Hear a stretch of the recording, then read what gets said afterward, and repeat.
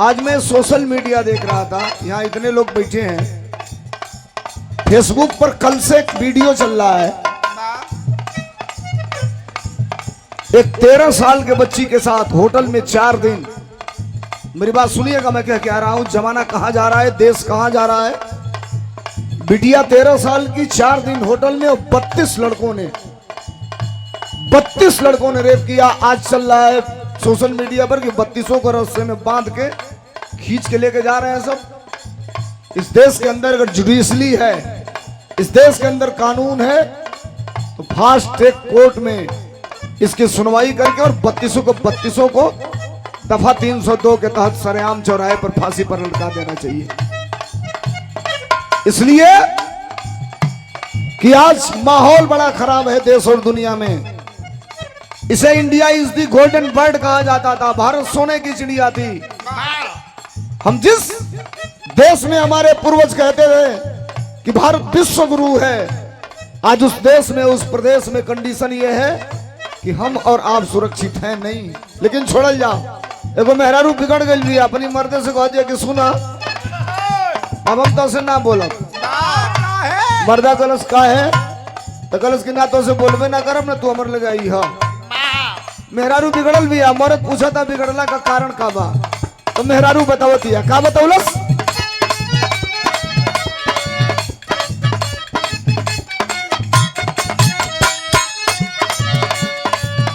नई गीत बा, आवे वाली हमार गीत बा, लमसम सावन के समय ई गीत आ जाई। का बोले बनी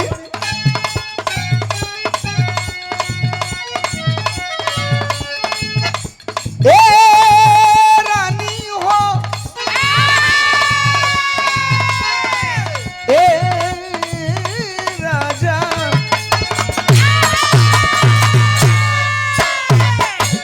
मौगी कहती है का कहलस, छत पर रही तो देला ताकि राजा जी। सब तुम भाषा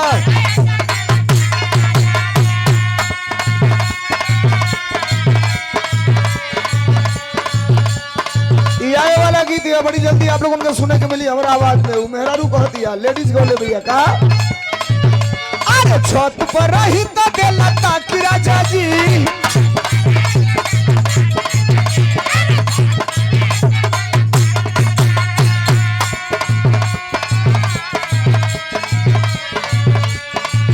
खोली खिड़की तुम्हारा पाया खिया जाजी।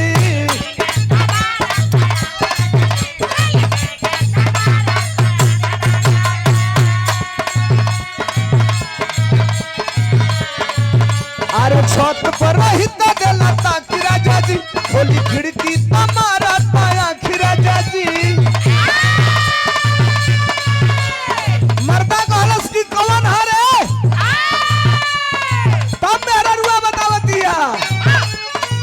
लफुआ ये गोयाइल बा हमारा गलिया राजा जी। लफुआ ये गोयाइल बा अपना गलिया राजा जी। तब हाले बेच दाना कनावा के बलिया, तू नलिया किनके लावा राजा जी। अब हाले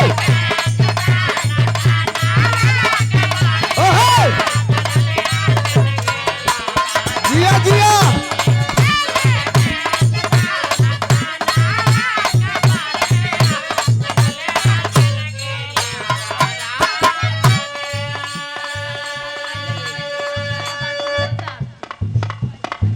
अच्छा ये लोग 50 अजून बची कौन हमारा। ये आपके बगल की रहने वाली बिरहा की मशहूर गायिका प्रियंका माधुरी की छोटी बहन है, और इनके द्वारा हमें माला पहनाकर और 500 रुपया दिया गया है, जिसमें यह कहा गया है कि 50-50 रुपया नीचे वालों को फोफी खाए खातिर, और बाकी जो बचेगा वो हमारा। और हमें माला पहनाने के बाद रुचि यादव को भी माल्यार्पण करके स्वागत कर रही हैं। गौर फरमाइए।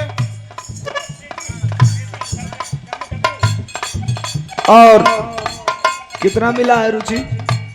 लक्ष्मी नारायण प्यारेलाल 500 बोल दे रहे हैं हम। रुचि को माल्यार्पण करके और 500 रुपया देकर के सम्मानित किया गया।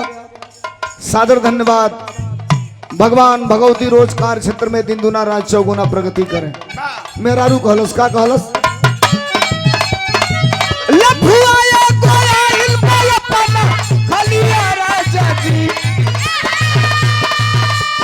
अरे लफुआया गोया इल्मा पना खलिया राजा जी। तभाले बेची दाना कनावा के बलिया तू नलिया किनके लाव राजा जी।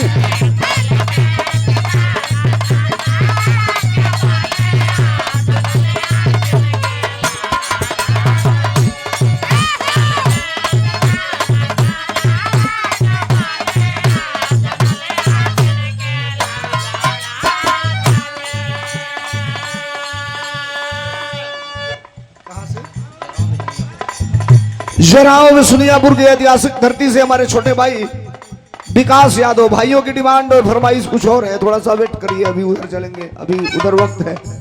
ये 200 रुपया देकर के सम्मानित किया गया विकास भाई की तरफ से। विकास को सादर धन्यवाद। बात थोड़ा सा सुनिए। अच्छा, हमन का पूर्वांचल वाला देवरिया, गोरखपुर, बलिया, गाजीपुर वाली भोजपुरी आप लोगों के पूरा समझ में आ जाए ना जो हम बोला था। नहीं में दिक्कत नहीं है ना। मेहरारू समझावत दिया कि सुनी ओकर रंग कैसन बा, उबा कैसन जवन आइल है। ये हमारे छोटका बड़का भैया, मैं अपने परिवार में आया हूं। ये प्रदीप गुप्ता जी इस परिवार के गार्जियन हैं, जिनके माता जी के तरह ही के अवसर पर हम सब हैं। प्रदीप हमारे भाई हैं, पारिवारिक सदस्य हैं। दुनिया में जाके कहीं गाने में जो आनंद है उससे कई गुना ज्यादा आनंद आज अपने परिवार में है। एक बार प्रदीप भाई की तरफ से 200 रुपयों का पुरस्कार, एक बार तालियां बजा करके स्वागत कर दें, सम्मान कर दें। बहुत धन्यवाद। कुकुड़ा की ऐतिहासिक धरती से श्री जगत बहादुर यादव पूर्व प्रधान, आपके तरफ से ये 200 रुपयों का पुरस्कार। भैया के नमस्ते प्रणाम। बा किरौना बड़ी परेशान कर दिया से कहीं घुस सके ना सर।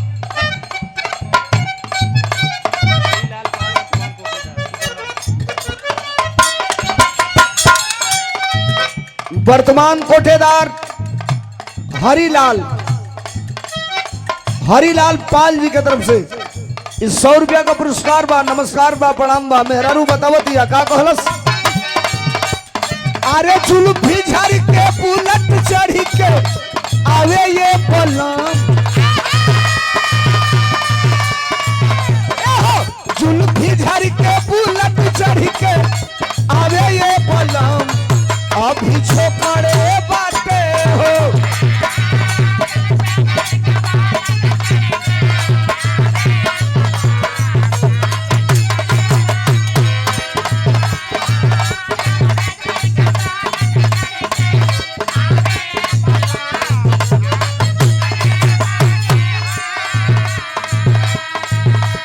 अरे कहता कि नंबर आपन दे दे ये भाभी।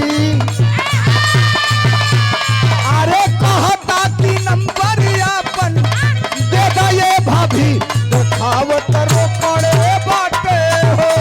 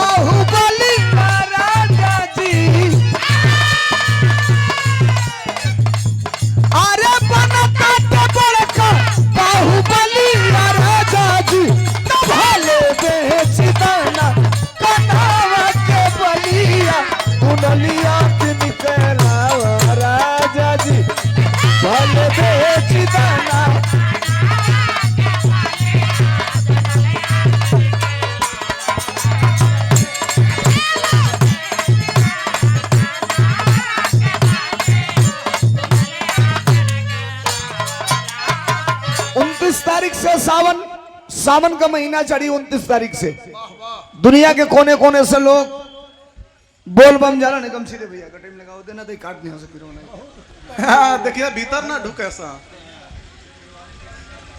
कौन लेटिया आप कौन जरा का लेटिया वो बता दे ये सब दबाए रहे। ए, ले पैसा। 29 तारीख से सावन का महीना चढ़ी। सावन के महीना में एक लाइन हम गोले बनी बोल बम कांवर का गीत। अब वही 2-4 दिन बाद अभी जो टाइम मिली तो शूटिंग हुई है। शूटिंग के बाद तब वो मार्केट में आई।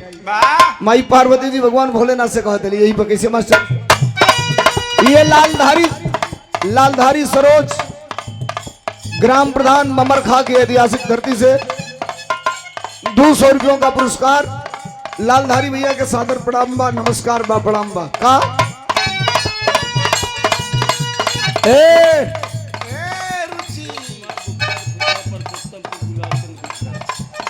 गुलाब चंद गुप्ता परसोत्तमपुर ब्रजेश कुमार गुप्ता के फुफ्फा 1.5 किलोमीटर का हल्लुक पातर गवैया रही तो भुलाइए जाइए बोलिए ना पाई। इस 100 रुपया का पुरस्कार बा काटू नमस्कार बा प्रणाम बा माई पार्वती जी कहते रुचि कैसे यमरे ब्रजेश भैया जिनके माता जी के तरही के उपलक्ष्य में आए हैं।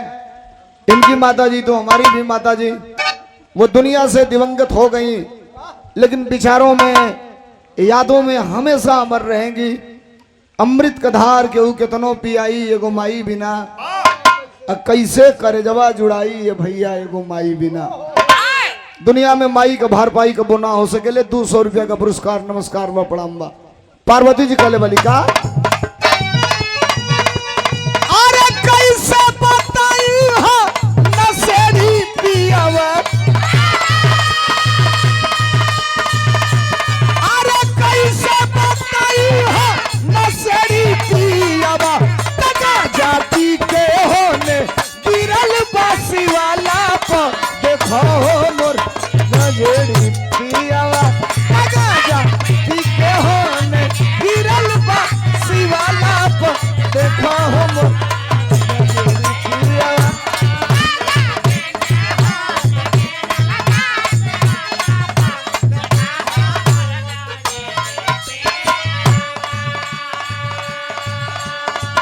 लालजी यादव पूर्व बीडीसी कुकुड़ा की धरती से 200 रुपया का पुरस्कार बा नमस्कार बा प्रणाम बा।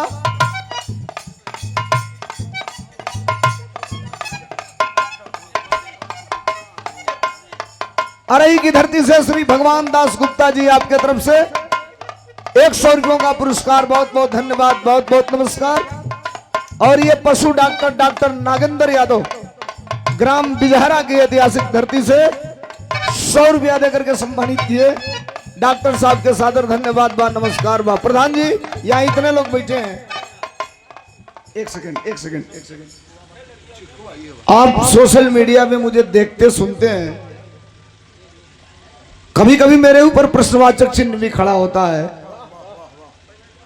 और मुझे लगता है कि जब देश के बड़े से बड़े मंचों पे मैं रहता हूं दुनिया के सामने मीडिया जो मुझे पेश करती है कभी कभी लोग कहते हैं कि ये क्या बोल देता है अंड बंड। अच्छा मैं बोलता रियल हूं लेकिन आपको अगर गलत लगे तो नो डाउट सवाल ये नहीं है जुर्म के साए में मुंह खोलेगा कौन। जुर्म के साए में मुंह खोलेगा कौन। अगर हम ही चुप रह गए तो सच बोलेगा कौन। 99% पहले खबर छप के तब बिकती थी अब खबर बिक के तब छपती है। कंडीशन यही है केवल आप समझिए। कई हजार लाख करोड़ रुपया लगा करके प्रयागराज में पिछले साल महाकुंभ लगा था। प्रधान जी चारों तरफ चर्चा हुआ कि 144 वर्ष के बाद ऐसा मौका आया है और फिर हल्ला किया कि 29 जनवरी को अमृत स्नान है जो नहा लेगा वो अमर हो जाएगा कभी मरेगा ही नहीं। इतना भगदड़ भइल 29 जनवरी के कि कई हजार लोग लाते से कचरा के मर गई। कितनी लाश जेसीबी से उठा के गंगा जी में फेंकवा दिहल गई। कई सैकड़ों गाड़ी जिसके मालिक का पता नहीं चला आरटीओ ऑफिस में जाकर के खड़ी हो गई। कोई उस पे नहीं बोला, लेकिन हम दूसरी बातों को आपके बीच में रखना चाहते हैं। वाह एगो गाना गोले बनी इतनी देर बड़ा तेजी से वायरल बा। काल सूचना मिलल कि आपने भदोही में जो गाना गाया था यूट्यूबर साथियों ने चढ़ा दिया था, हो सकता है नोटिस भी जा सकती है। कई बार बोल दिए भैया, भुर्जी भोजवाल समाज के लोग जो भोजन कर रहे हैं खाना खा के घरे मिल के तब जाइएगा, मुलाकात करके प्रदीप भाई से तब जाइएगा, परिवार के लोगों से।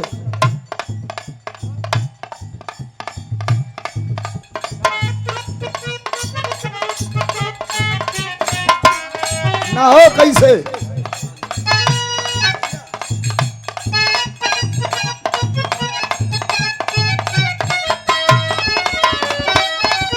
रुके टन्नू, ये 100 रुपयों का पुरस्कार हमारे प्रदीप भैया के सुपुत्र के तरफ से। ये भतीजा है हमारा, मंगल कामनाएं शुभकामनाएं, खूब आगे बढ़िए, खूब पढ़िए। और ये माला पहनाकर 200 रुपयों का पुरस्कार देकर के सम्मानित किया छोटे भाई विजय भोजवाल। यूं कहिए तो पूरे उत्तर प्रदेश में समाज के बारे में जब कहीं घटना दुर्घटना या कुछ भी होती है तो ये भाई मजबूती से उस बातों को सोशल मीडिया पे रखते हैं, लड़ने का काम करते हैं। विजय हमारे हृदय में है, बात हो या ना हो, इसलिए कि रोज व्यस्त में भी रहता हूं। विजय को शुभकामनाएं, शुभ आशीष, धन्यवाद। और मुकेश भोजवाल विजय के भांजे हैं, भदोही की धरती से सादर धन्यवाद। एगो गाना कौले रही आई जॉन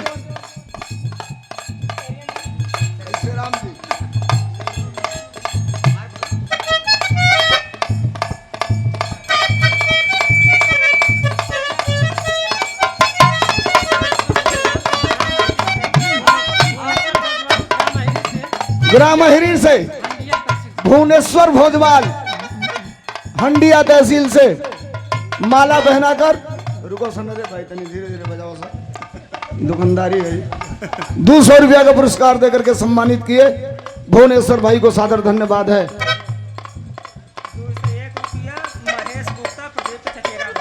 महेश गुप्ता प्रदीप भैया का चचेरा भाई, 201 रुपया, धन्यवाद बा, नमस्कार बा। एगो गाना हम गौले रही है, सुन ला।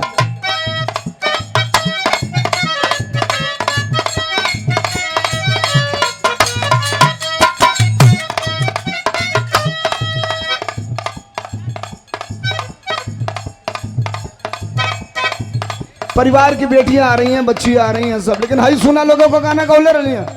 हे प्रधान जी, जब संकट में आदमी होला तो देवी देवता याद आवेला, संकट में होते हैं तो देवी देवता याद आते हैं। लोग कहला कि सबका बेड़ा पार राम जी करेंगे। ये भी सुनने को मिला कि मेरे झोपड़ी के भाग जाग जाएंगे, राम आएंगे। राम मंदिर के निर्माण का शिलान्यास हुआ, मंदिर बना, और कहां से राम जी की मूर्ति आई, प्राण प्रतिष्ठा उसमें हुआ। हम लोग भी राम के भक्त हैं सबसे।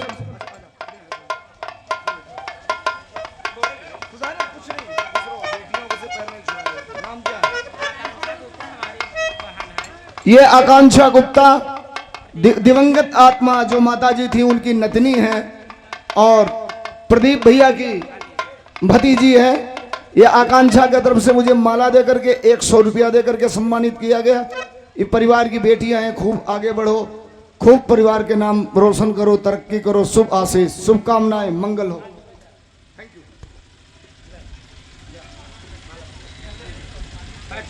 नहीं अरे नहीं, ये बेटियां लक्ष्मी होती हैं। नाम क्या?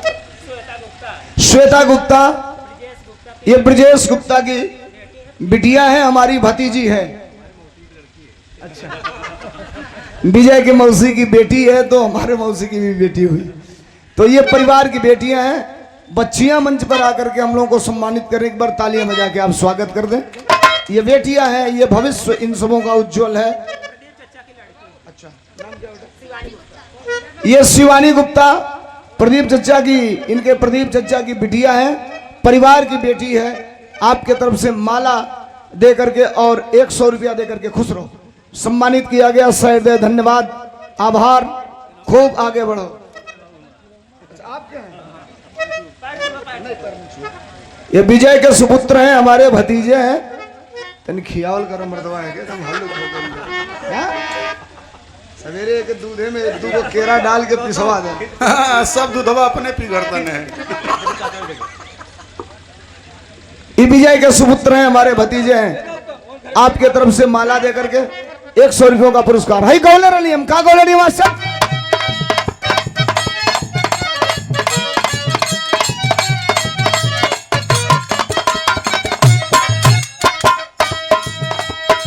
प्रधान जी, हम तो जब इस देश में 62 साल की नौकरी है। नौजवानों बैठ जाओ आप। हेलो, ए भुवनेश्वर भाई बैठ जा, 2 मिनट बैठे आप, बाद में बात होगी, बैठिए। ये नौजवान जानते हैं, हमको सुनते हैं। जब इस देश में 62 साल की नौकरी 4 साल की हुई तो भारत का इकलौता गायक धर्मेंद्र सोलंकी ने गाया था कि कोई नहीं जाना था भैया ऐसा भी दिन आएगा और बाप नौकरी करता रहेगा, बेटा रिटायर हो जाएगा। पिताजी 60 साल वाले में खट रहे हैं, बेटा 4 साल वाले में इधर गया उधर से चला आया। क्या हुआ? तो रिटायर हो गए। रुचि, सोशल मीडिया पे केवल रील ना देखा करो, कुछ अच्छी बात भी देखा करो। भारत के तीनों सेनाओं के सेना अध्यक्षों ने राष्ट्रपति को और सरकार को चिट्ठी लिखा है कल का, ये जितने अग्निवीर भर्ती हुए हैं 4 साल वाले, उसमें से 75% लोगों को परमानेंट किया जाए। ये थल सेना, जल सेना और वायु सेना, भारत में 3 सेना है। तीनों सेनाओं के सेना अध्यक्षों ने कल चिट्ठी लिखा है और अगर ऐसा हो जाता है तो ठीक है। नौजवान जब 4 साल हाथ में बंदूक लेकर के नौकरी करके घर चला आएगा और 4 साल के बाद पेंशन भी नहीं है, वो करेगा क्या? ये गलत बात यहीं आकर के हो जा रही थी। देखो हाई बात हम गौलर अलिया, बड़ा हल्ला बा पूरा देश दुनिया में ये गाना का गौलर अलिया के कैसे राम जी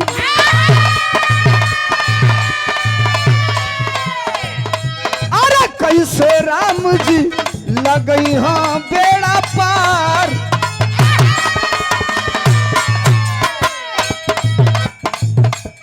कैसे राम जी लगई हाँ बेड़ा पार। कैसी उनकी घरवे में भइल। कैसे राम जी लगई हाँ बेड़ा पार। कैसी उनकी घरवे में भइल।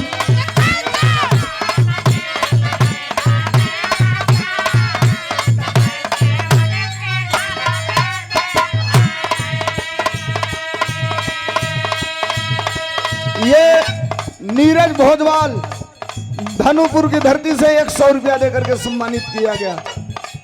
तो कैसे राम जी, तो कैसे राम जी लगई हाँ बेड़ा पार।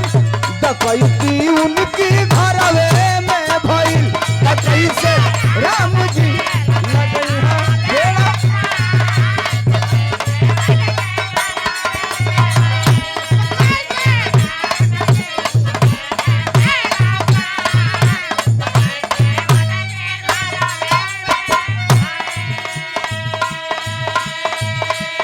ये रामजी भोजवाल खमरिया जिला भदोही उत्तर प्रदेश की धरती से 100 रुपया देकर के सम्मानित किया गया।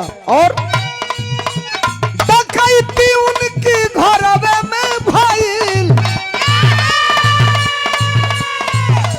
डकैती उनकी घरवे में भइल। तले के चंदा भइले। तले के चंदा भइले चंपत राय फरार। डकैती उनकी घरवे में भइल। तले के चंदा भइले चंपत राय फरार। डकैती उनकी।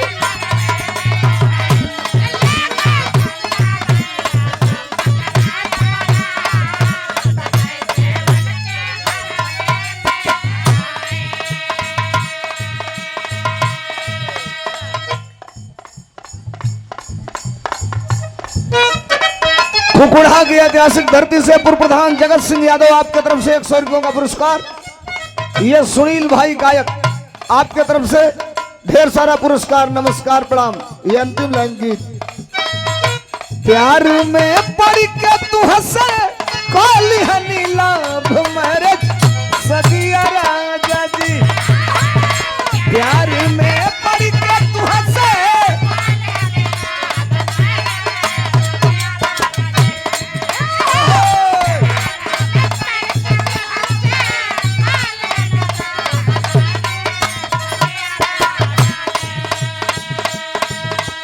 अरे प्यार में पड़ के तू हंसे काली हनी लाभ मेरे सदिया राजा जी। टका में उम्र में दिहला कमर में दर्दिया राजा जी। चलो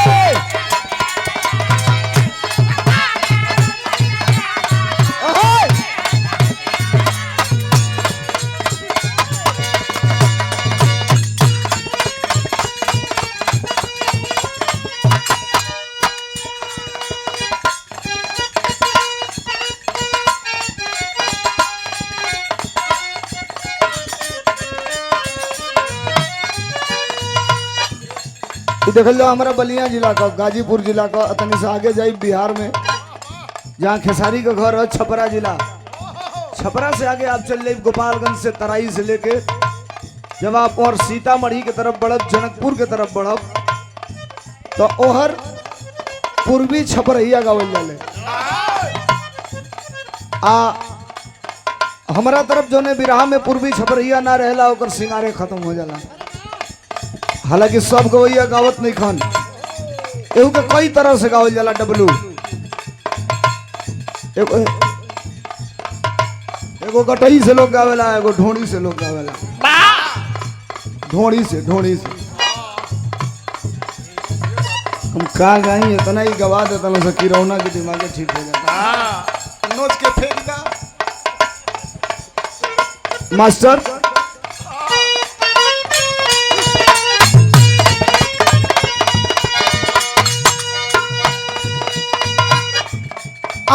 यही पार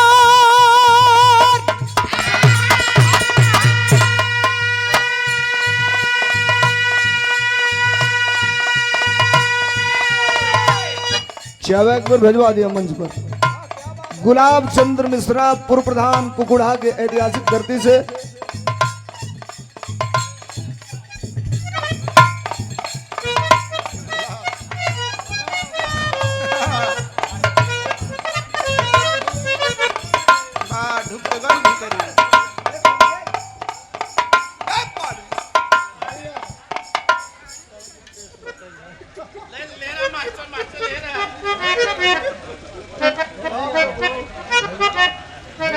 गजब लीला वे भैया तने हलुकाइल वाला से चलो निबी के पत्ता धराइल बता।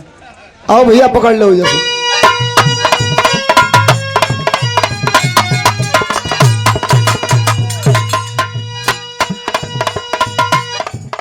यही पार हमरा मड़ैया। हाथ हटाओ।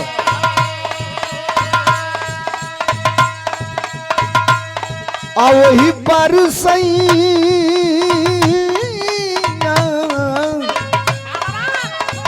अरे बाल हो राम विषवा में अरे देवरा मुदैया। अरे बिछवे में देवरा मुदैया, बिछवे में देवरा मुदैया। पकड़ ले कलैया बाल हो राम बिछवा में देवरा मुदैया कलैया।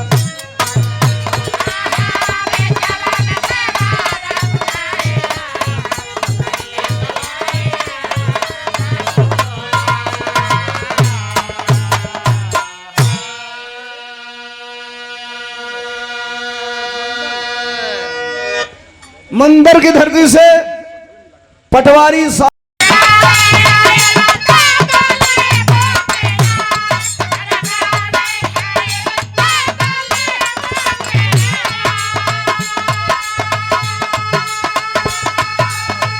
अरे हंस के एक लोटा पानी पियबू की ना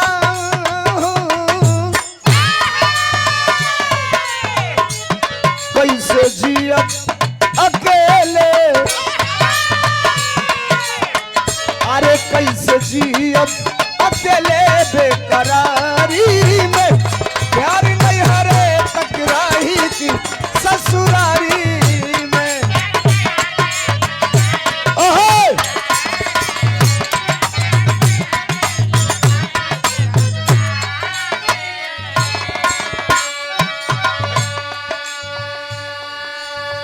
जगत सिंह यादव पूर्व प्रधान कुकुड़ा के ऐतिहासिक धरती से 100 रुपयों का पुरस्कार। प्रधान जी के नमस्कार बा प्रणाम बा आप सबके नमस्ते प्रणाम बा। चुनाव बुझात रहा प्रधान जी की अप्रैल मई में हो जाई लेकिन पियर का चच्चा इतना बेर पलट गए कि चुनाव चल गए आगे। आई चुनाव टलने से जिला पंचायत वाला लोग के कोनो दिक्कत नहीं खे। सबसे ढेर परेशानी प्रधानिया लड़े वाला वालों ये लेके जिला पंचायत वालों का क्या लिया तो दूसरे के बिस्कुट दूसरे के चाय दूसरे के पानी दूसरे के दुआरे बैठ के खाए के बाद परेशानी में बालो प्रधान जी लोग। 100 रुपया प्रधान जी के नमस्कार बा प्रणाम बा आप सब लोग उनके बहुत पूरी में पोल लगी बा। एक लाइन माता रानी का भजन तनी दास को निवेदन हो। एक लाइन का भजन बा रोज गवावेलू रोज बजवावेलू रोज तुहार आशीर्वाद मिलेला।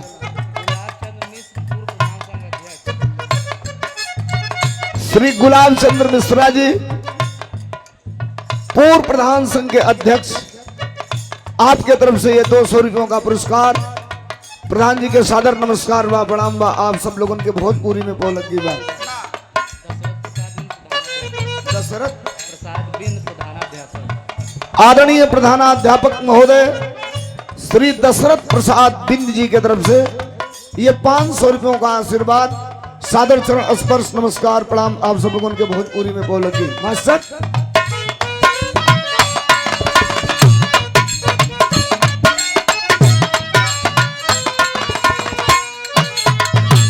भक्त का कहना बा कि हमके चाहिए तो का चाहिए क्या बता अरे असरा बाटे बस तुम्हारी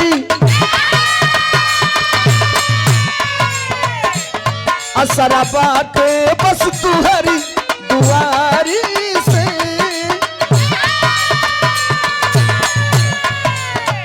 अरे असरा बाटे बस तुम्हारी दुआरी से चाही ममता दुलार महतारी से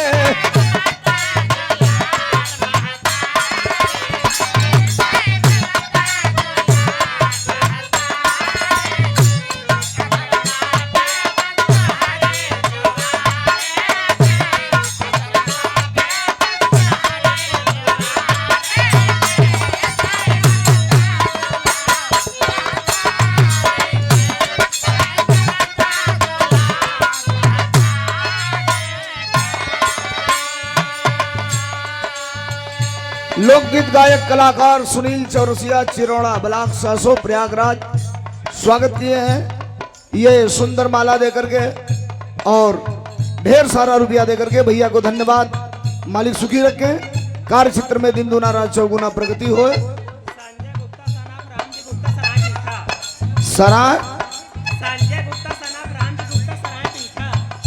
सराय पीठा की ऐतिहासिक धरती से आदरणीय संजय गुप्ता सनाप राम जी गुप्ता भैया के तरफ से 200 रुपया का पुरस्कार बा नमस्कार बा प्रणाम बा। ये यही बढ़ गया ना कीड़ा पूरा परेशान करेंगे सब आप गाओ। बहुत धन्यवाद बहुत नमस्कार। वंदना का पहली लाइन क्या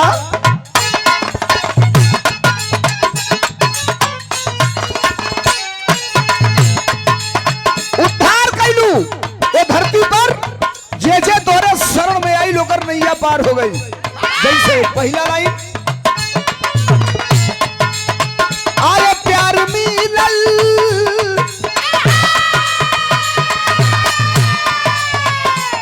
प्यार मिलल तुलसी जी भइले कबीर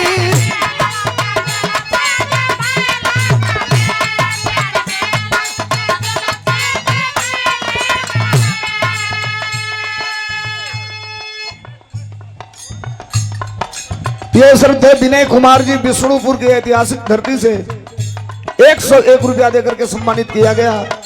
भाई को सादर चरण स्पर्श। आप सब बाबू लोगन के बहुत पूरी में बोलत की भाव मालिक। प्यार मिलल त तुलसी जी भइले कभी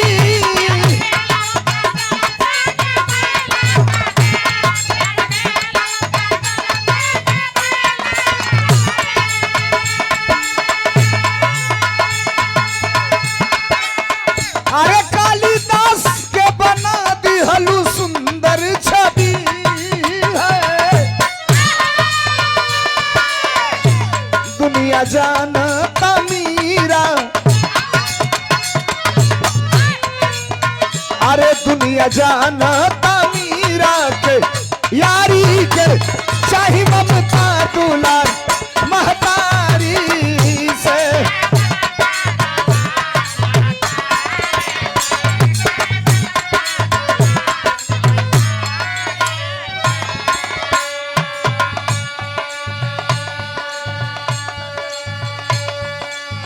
सदरेपुर की धरती से दयाशंकर साहू भोजवाल भजन के लोकगीत के कलाकार हैं। ये 100 रुपया देकर के मैं सम्मानित किए हैं। बड़का भैया के सादर धन्यवाद बा, नमस्कार बा आप सब लोगों के। भोजपुरी में बोलत की बा, सादर चरण स्पर्श बा। भाई के धन्यवाद, सादर नमस्ते। वंदना का अंतिम लाइन खुल जान गईलू। हमार वल्दियत कहा, हमार खानदान कहा, हमार परिचय कहा, हम गाइला कहां से, गावे बजावे के सबूर कहां से मिलल मास्टर।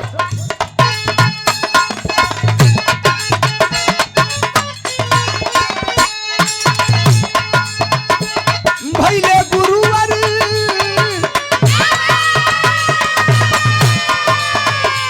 भैले गुरुवर बिहारी गणेश जी अमर।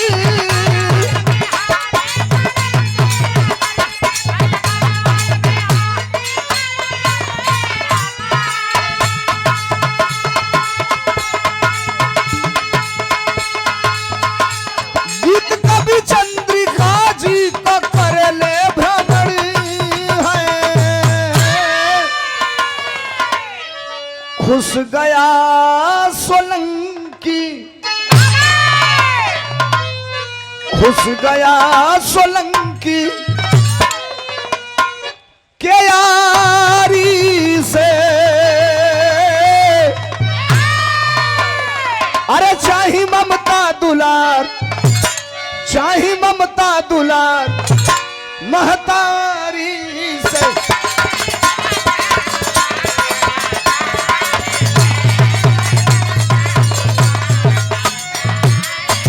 अरे असरा बाटे बस्तु हरी दुआरी से, असरा बाटे बस्तु हरी चाही ममता दुलार महतारी से।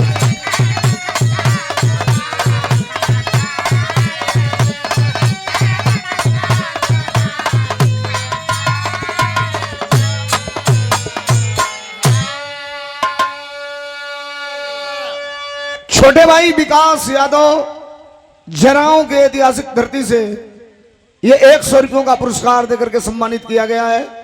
भाई को सहृदय धन्यवाद, नमस्कार, प्रणाम। आप सब बाबू लोगन के भोजपुरी में बोलगी बाजे बैठल बा। परिस्थिति विपरीत बा आपके, ओकर बावजूद भी आप सब खड़ा होके बैठ के सुनत बानी। हम लोग अपने परिवार में आए हैं, अपने घर में आए हैं, और एक ऐसे व्यक्ति के द्वारा मैं बुलाया गया हूं जो बड़ा सम्मान हमारे करते हैं। मास्टर साहब के दिल की इच्छा थी कि माताजी की 13वीं है, आपको उसमें कार्यक्रम करना है, और संजोग से बात भी हो गई। आपने हमें आमंत्रित किया। मैं आपके बीच में हूं और आप बड़े उम्मीद के साथ आए हैं। मेरा नाम धर्मेंद्र सोलंकी है। मैं प्रयास करता हूं कि जहां जाऊं, जिस उपलक्ष्य में जाऊं, जिस काम के लिए जाऊं, आपको आकर के 2 घंटा 4 घंटा जो बैठने का मौका मिलता है, ये आपका निरर्थक न जाए। आप जाएं तो आपको लगे कि मैं गया था तो कुछ सुना या कुछ अच्छी बातें सुनने को मिली। बोल दीजिए प्रसाद लेके जाए बिरादरी लोग जो रिश्तेदार हैं। कई बार बोला भाई, एक बार और बोल देते हैं। जो भी स्वजातीय भाई बा बिरादर भाई भोजवाल समाज का गुप्ता भाई, भोजन कैले के बाद प्रसाद लेकर के जरूर जाएंगे आप लोग। बिना प्रसाद लिए कोई नहीं जाएगा, ये घर मालिक का आदेश है। टुन्नू मास्टर हमन के चालू कैले बनी जाए तो भगवान भी तनी सा अब अपन मूड बनावा थोड़ा, तो उनके मूड बनौले के पहले कुछ हो जाए तो बड़ा नीमन हो जाए। सुना एक आध लाइन कुछ बलिया से नई चीज अगर लेके आई लोग कोनो नई वेराइटी, तो एक आध लाइन ऊ बजाता, ओकरा बाद फिर मौके के 4 लाइन के चर्चा कई के फिर नंबर ओहर दिया जाओ। छोटे छोटे हो ही तो जल्दी जल्दी दोनों ओर से कुछ न कुछ सुने के मिले। आवा तनी मिजाज बना के चलो मास्टर, तैयार रहिए पहलवान लोग।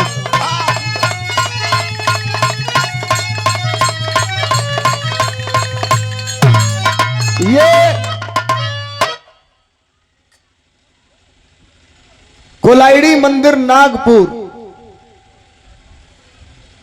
माता के जय माता के महान निर्देशक स्वर्गीय राम नरेश गुप्ता के छोटे भाई लालती देवी के छोटा देवर ये बाबा राम बाबू, ये 100 रुपयों का पुरस्कार देकर के सम्मानित किया गया है।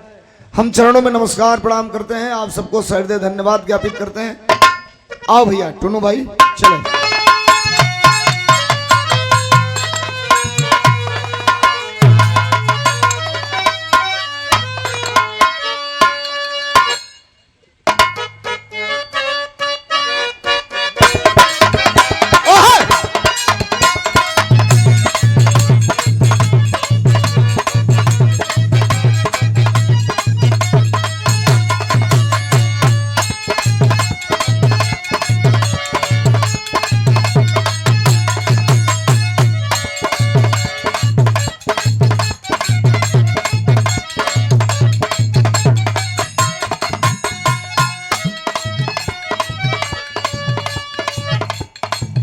रुचि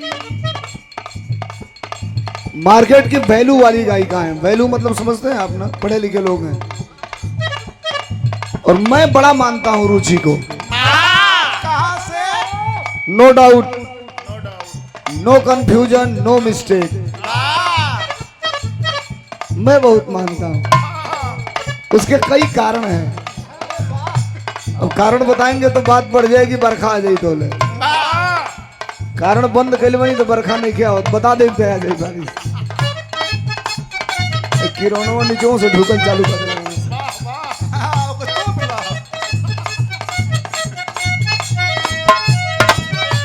अच्छा मास्टर गाना बजावा तलन, जैसे बिरहा में महिलाओं का टेलर है, पुरुषों का टेलर है। हम लोग देश दुनिया में घूम के गाते हैं, देश के बड़े से बड़े मंचों पे गाते हैं, आप हमें सुनते हैं। उसी समय आज के डेट में भारत के अंदर ही नहीं, यूं कहिए तो दुनिया के पूरे भोजपुरी समाज पर एक छत्र राज करने वाली जो गायिका, संजोग से सौभाग्य प्राप्त है मेरे जनपद का, मेरे घर से 4-5-10 किलोमीटर की दूरी की रहने वाली, नाम जिसका शिल्पी राज। आप लोग सुनते हैं रोज गाना उसका, और हम लोगों को यह गौरव प्राप्त है।